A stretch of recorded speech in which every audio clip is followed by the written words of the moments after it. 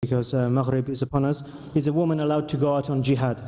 Question posed is that can a woman go to jihad? Jihad means to strive, to struggle. She is supposed to do jihad every day of her life. Jihad means to strive, to struggle.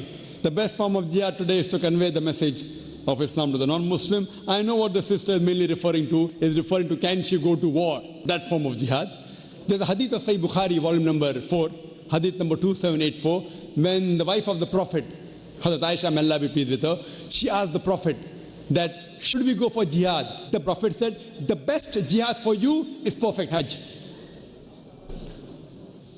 So he told his wife, the best jihad for you is to perform perfect hajj. Depending upon the situation, if the women, they feel they can nurse, they can do first aid and they can provide water, there is a full chapter in Sahih Bukhari that women did take part in battlefield, providing water, providing first aid, etc.